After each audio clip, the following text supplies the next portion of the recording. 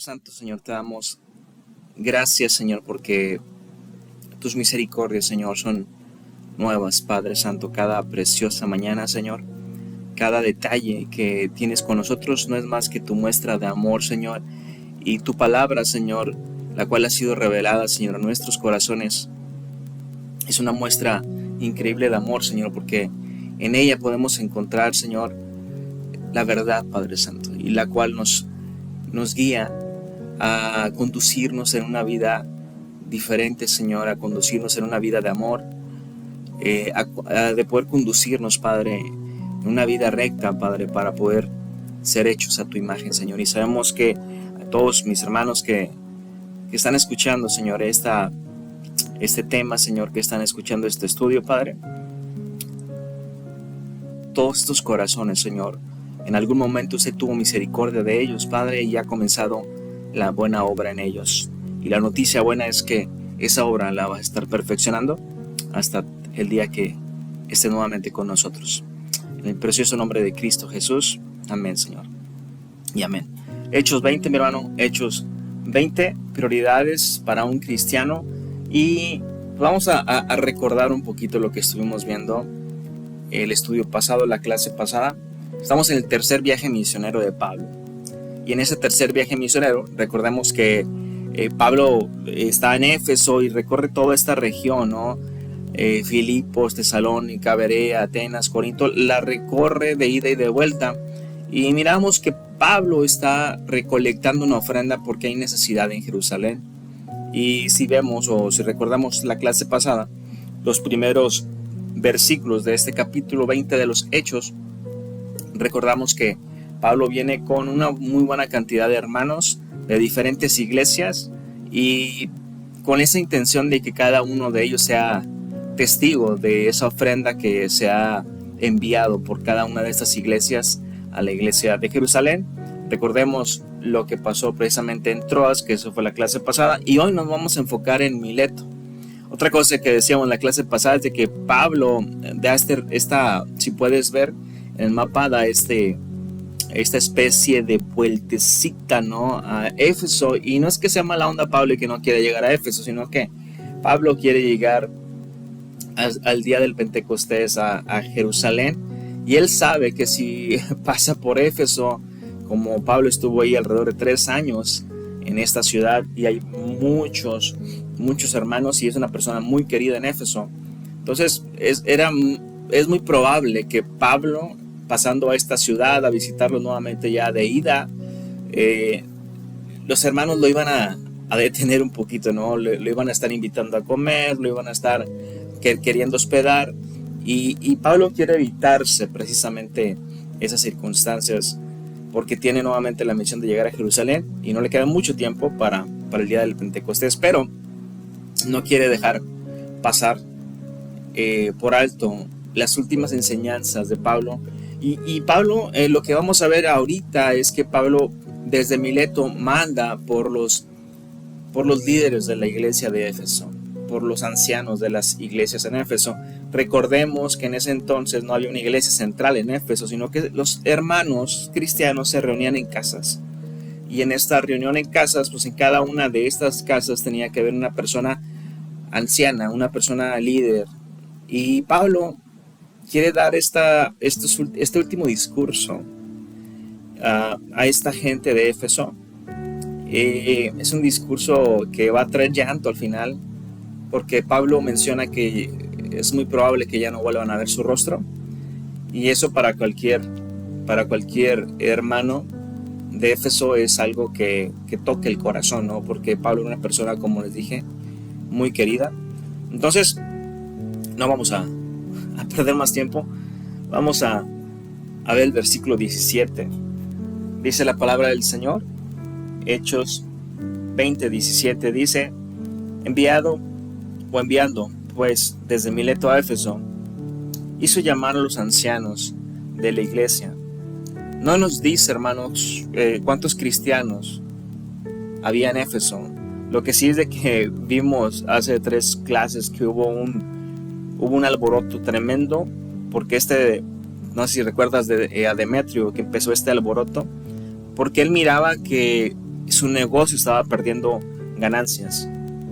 Recordemos que él fabricaba los ídolos, ¿no?, de plata. Entonces el negocio estaba decayendo porque Pablo estaba haciendo una buena labor de evangelismo y porque el Espíritu Santo estaba tocando a mucha gente en Asia. Entonces ellos ven disminuido su negocio, y para que pueda hacer un impacto tan fuerte en este tipo de negocios es porque había muchos cristianos. No sabemos realmente cuántos eran. Lo que sí sabemos es de que había muchas casas en las cuales los hermanos estaban reuniendo, y es por eso que Pablo manda llamar a los ancianos de estas casas, a los líderes de estas iglesias, por así decirlo. Entonces es lo primero que hace Pablo. No quiere pasar a Éfeso, pero dice, bueno, desde Mileto yo quiero hablar con ellos, tráiganos por favor, porque quiero darles estas recomendaciones.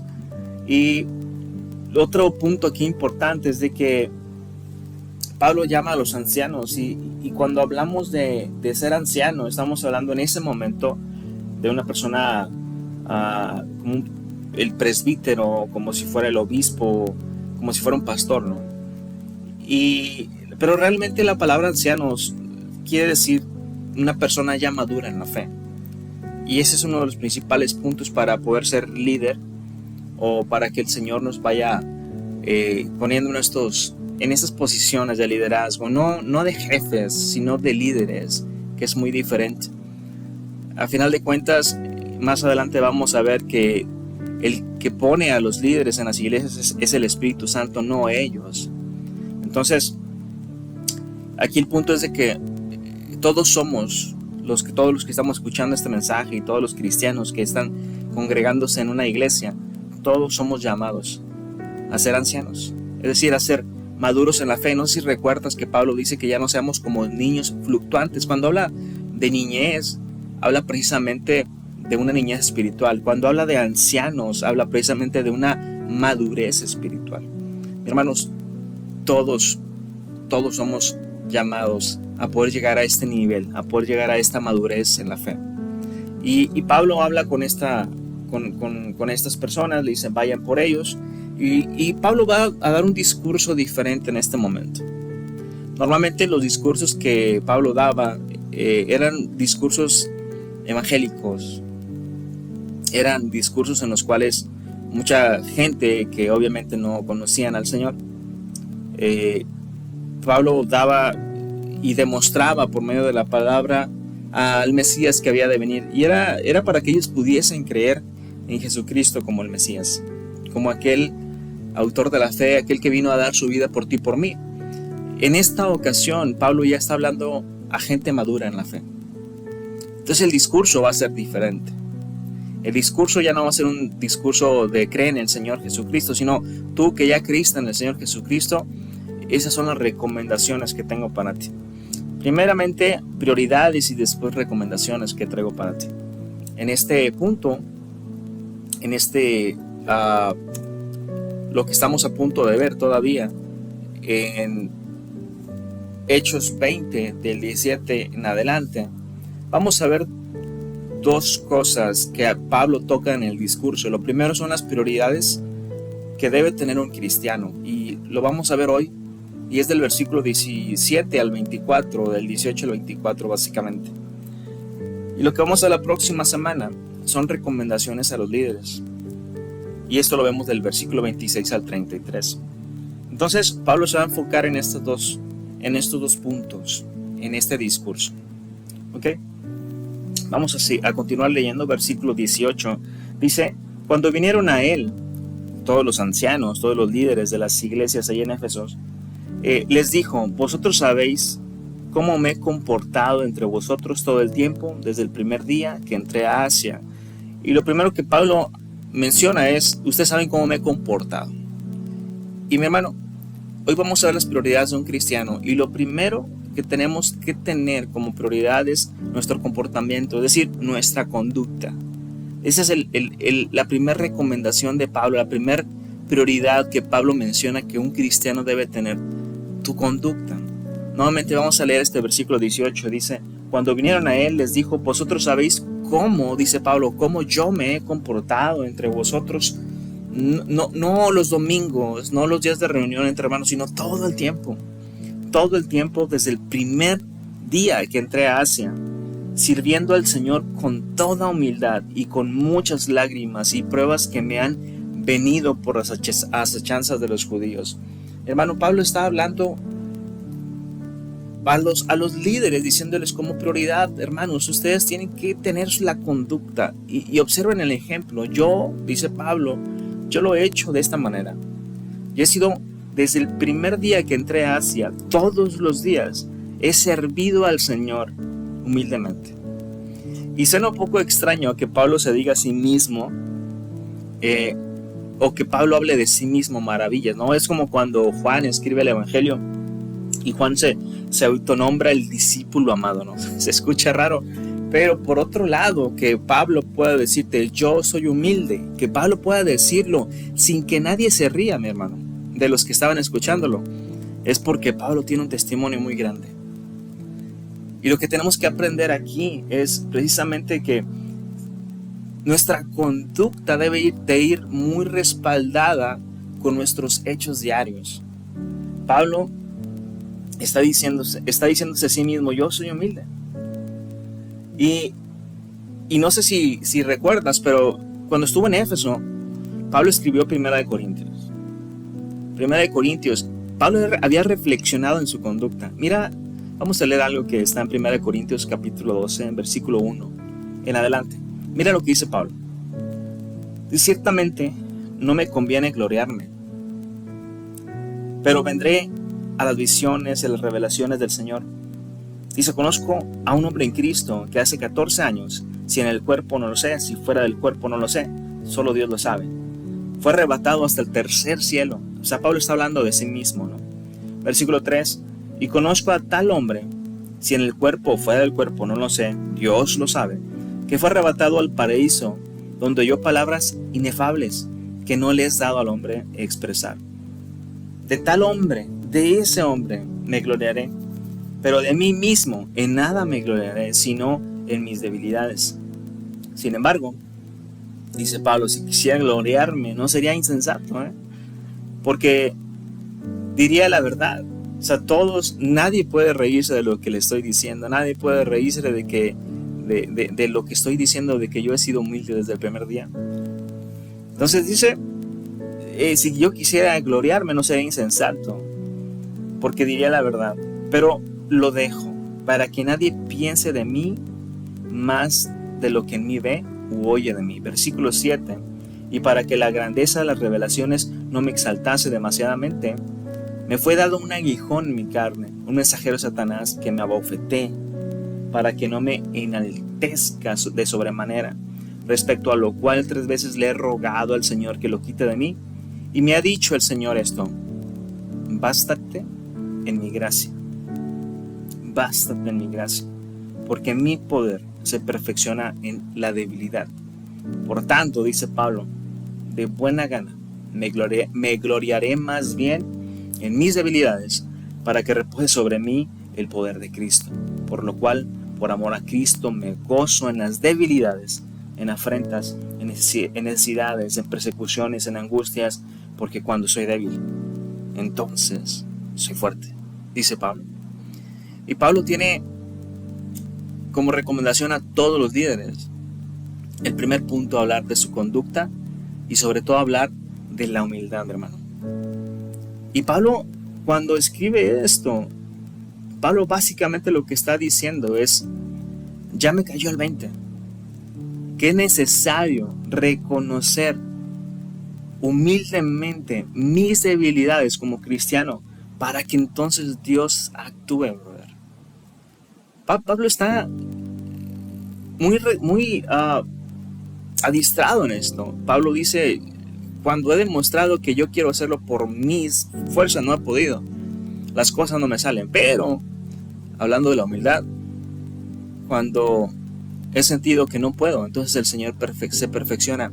Y ahí aprendí una cosa, dice Pablo, que en mis debilidades, en mi humildad, aceptando precisamente todo lo que no puedo hacer, entonces cuando el Señor puede obrar grandemente a través de mi vida. Primer punto que Pablo menciona: lo que tienen que cuidar, cristianos, es la conducta. y ser una conducta de humildad. Si tú puedes notar, cuando Pablo dice yo he sido humilde desde el primer día, nadie soltó una carcajada. Y la reflexión hoy en este punto es, tú puedes hablar de tu humildad frente a la iglesia.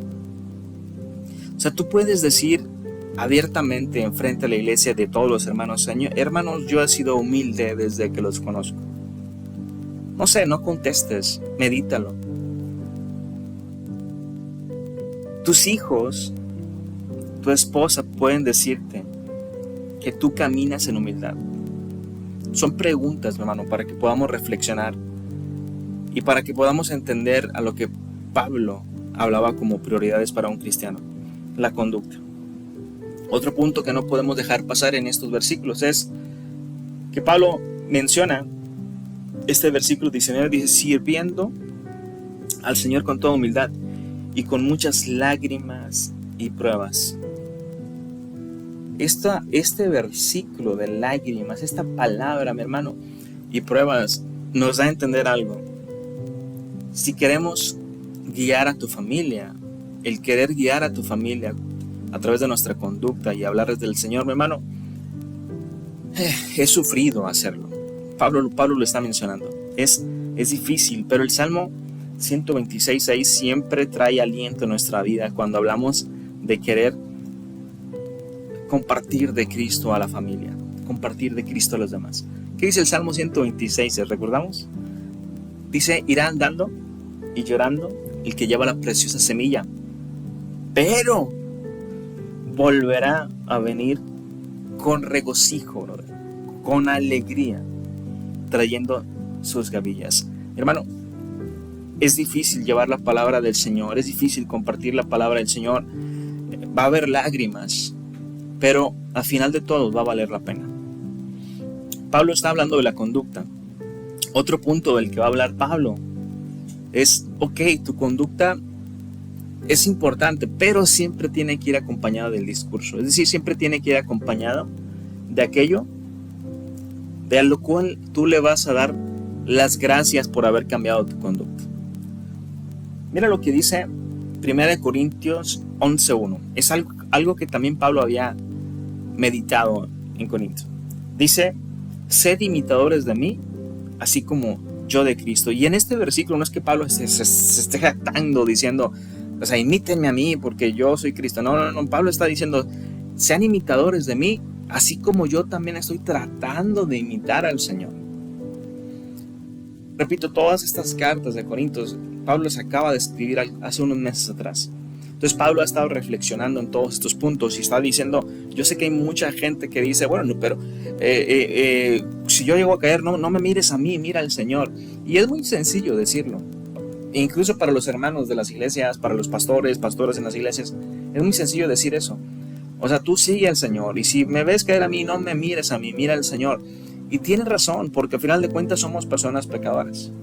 Somos pecadores, pero Pablo había meditado mucho en esto y decir, nuestra conducta debe de ir acompañado siempre del discurso, es decir, tenemos que demostrar, cuando Pablo dice esto en 1 Corintios 11:1, sed imitadores de mí, como yo soy de Cristo, es decir, traten de imitarme porque yo también estoy tratando de hacerlo, yo también estoy tratando de hacer lo que el Señor nos dijo. Es importante que tomemos esa responsabilidad como cristianos, para dejar de ser cristianos light y poder llegar a un nivel diferente de conducta con el cristianismo. Vamos a continuar leyendo este versículo 20. Dice la palabra del Señor, y como nada que fuese útil he rehuido de anunciaros y enseñaros públicamente y por las casas, dice Pablo, testificando a judíos y a gentiles acerca del arrepentimiento para con Dios y de la fe en nuestro Señor Jesucristo. Estos dos versículos nuevamente nos están hablando del discurso. La conducta es buena, ¿sí? Hay que llevar y cuidar nuestra conducta como cristianos, pero siempre tiene que ir acompañado de un discurso.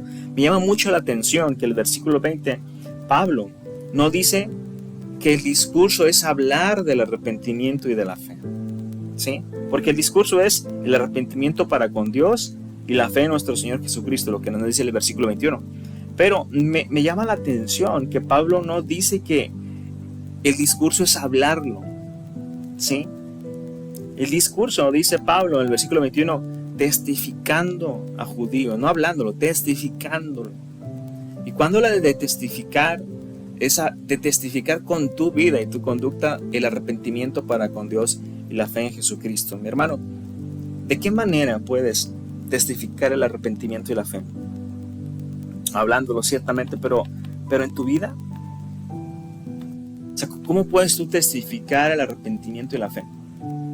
Honestamente, con una vida agradecida al Señor por haber hecho lo que Él hizo, que es darnos vida, que es rescatarnos sin merecerlo. Si alguien te puede decir eso, es Pablo. Digo, todos recordamos quién era Pablo, lo que Pablo hacía persiguiendo a los del camino, persiguiendo a los cristianos, encarcelándolos, respirando alguna amenaza sin muerte, decía estos capítulos 7, 8 y 9 del libro de los Hechos. Y si algo a Pablo le maravillaba del Señor es que a pesar de lo que hizo, a pesar de su mal enfoque, el Señor no lo desechó. Y yo creo que todos hemos escuchado 1 Corintios 13 cuando habla del amor. A Pablo le maravillaba el amor de Cristo, porque siendo una persona que iba en contra de el cristianismo, el Señor aún así como quiera lo amó y cambió su conducta, mi hermano. Entonces, si alguien puede testificar del arrepentimiento para con Dios y la fe en Jesucristo, yo creo que Pablo era, pero no sé si tú también estás igual, porque yo sí. Yo tampoco merecía estar sentado en una iglesia cristiana, es más, ni que me llamaran hermanos por todo el pasado que tuve. Pero aún así, me sorprende el amor que Dios ha tenido a mi vida y el día de hoy estar con la oportunidad de poder testificar del amor del Señor, de poder testificar el arrepentimiento para con el Señor y de la fe en el Señor Jesucristo. Esto es el discurso, porque hay mucha gente que cambia su conducta, pero le da gracias al centro de rehabilitación, le da gracias al psicólogo tal, le da gracias, incluso ellos mismos se cuelgan la medalla de haber modificado su conducta. Pero la conducta, el cambio de conducta, mi hermano, siempre debe de ir acompañado con el discurso. No podemos hacer nada si no es porque Dios ha hecho el cambio a nuestras vidas. Así que ese es el discurso. Para poder dar el discurso se necesitan tres cosas, y Pablo lo mencionó aquí. Lo primerito es el valor. Lo primerito que se necesita es el valor. Mira, Pablo menciona en este versículo 20, dice: y como nada que fuese útil he rehuido de anunciar y enseñar. Entonces lo primerito que necesitamos es valor, mi hermano. Lo segundo, para poder testificar y para poder dar este discurso, para poder darlo, se necesitan que sean todos los escenarios. Pablo nuevamente en este versículo 20 menciona: sí, no he rehuido de anunciar ni enseñar públicamente y por las casas. Y aquí nos llama mucho a los cristianos de hoy en día, de que este anunciar del Señor, anunciar del arrepentimiento para con Dios y de la fe en el Señor Jesucristo, no es nada más dentro de la iglesia, sino es que es fuera de la iglesia, públicamente y por las casas. Y por último, para poder dar el discurso se necesita que sea toda persona. En este caso, Pablo hace la división que en ese entonces había entre hombres y mujeres, que es personas judías y personas gentiles. Está englobando todo el mundo. Entonces, para poder dar el discurso necesitamos valor, necesitamos que sean todos los escenarios y que sea toda persona. Vamos a continuar leyendo versículo 23, 22, 23 y 24, que son los últimos versículos. Dice Pablo: ahora he aquí, ligado yo en espíritu, voy a Jerusalén, sin saber lo que allá me ha de acontecer, salvo que por el espíritu, por todas las ciudades me ha dado testimonio, diciendo que me esperan prisiones y tribulaciones. Pero de ninguna cosa hago caso, ni estimo preciosa mi vida, para mí mismo, con tal de que acabe mi carrera con gozo. Y cuando habla de acabar la carrera, mi hermano, me está hablando a mí de que Pablo tenía un propósito de vida. Y esa es una de las prioridades de todo cristiano. Necesitamos tener un propósito de vida. Vamos a leer nuevamente este versículo 24 y terminarlo. Dice: pero de ninguna cosa hago caso, ni estimo preciosa mi vida para mí mismo, con tal de que acabe mi carrera con gozo y el ministerio que recibí del Señor Jesús para dar testimonio del Evangelio de la gracia de Dios. Mi hermano, acabar la carrera es llegar a la meta. Y Pablo está diciendo, yo tengo mi propósito de vida. Mi propósito de vida que tenía anteriormente al encuentro con el Señor en ese camino de Damasco era diferente. Ahora mi propósito de vida es anunciar al Señor. Yo tengo un propósito de vida. Y qué importante es que todo cristiano tengamos un propósito de vida definido. Tenemos que tener un propósito de vida definido. ¿Por qué? Porque en base a este propósito tenemos que manejar todas nuestras acciones que hagamos durante el día, que hagamos durante la semana, que hagamos durante el año. Todo lo que hagamos. Un ejemplo muy claro es que todo el mundo aquí en México hacemos cada inicio de año, es ponernos a dieta, ¿no? Es el primer propósito, yo creo que es la primera uva que todo el mundo se come en México. Este año sí me pongo a dieta. Entonces, es uno de los propósitos que todo el mundo se fija, pero ¿qué tienes que hacer para poder llevar a cabo este propósito? Entonces, cuando una persona se propone a comenzar una dieta, ya sea rigurosa o cualquier dieta, todo lo que esta persona haga tiene que ir ligado al propósito. Es decir, tiene que tener una comida saludable, una comida balanceada, tiene que estar midiendo calorías, tiene que empezar a hacer algo de ejercicio, y todo lo que haga tiene que ir ligado a este propósito. ¿Qué pasa si la persona de repente come lo que sea en la calle, teniendo como propósito bajar de peso, ¿no? Come lo que sea en la calle, empieza a comer pan, el primer friecito ya está con café y con panecito, no hace ejercicio, se la pasa dormido, empieza a comer de cualquier chuchería. Obviamente hay algo que no está cuadrando y hay dos posibilidades: o tu propósito no es correcto, o tus acciones no son correctas. Y Pablo lo que está diciendo aquí es diciendo, hermanos, como prioridad es nuestra conducta, sí, es nuestro discurso, sí, pero también tenemos que tener un propósito de vida. Y en este propósito de vida, la recomendación es que todo lo que hagamos tiene que ser enfocado a poder cumplir este propósito. ¿Me entiendes? Todo lo que hagamos tiene que ser enfocado. Y Pablo está diciendo, ok, yo tengo que ir a Jerusalén, pero en esta ida a Jerusalén, yo sé, el Espíritu me ha dicho que me esperan cosas interesantes, me espera persecución, me espera encarcelamiento, me esperan muchas cosas. Es lo que el Espíritu me está diciendo, pero no me interesa lo que me está esperando. ¿Por qué? Con tal de que acabe mi carrera, dice, con gozo. Todo lo que pueda, mejor dicho, todas las actividades que yo esté haciendo durante mi vida tienen que ir a cabo a ese propósito de vida. ¿Me entiendes? Entonces, mi hermano, como prioridades para un cristiano, de acuerdo a estos versículos de Pablo, cuando empieza a dar el discurso, son estos: la conducta, una conducta de servicio al Señor con toda humildad; el discurso, testificar del arrepentimiento del Señor para con Dios y la fe en Jesucristo con valor en todos los escenarios y a todas las personas; y por último, tener un propósito de vida definido como cristianos, y que todo lo que hagamos tiene que ser enfocado a cumplir ese propósito. Que el Señor te bendiga. Nos vemos la próxima semana y recordemos que la palabra del Señor nos reaviva todos los días. Que el Señor te acompañe.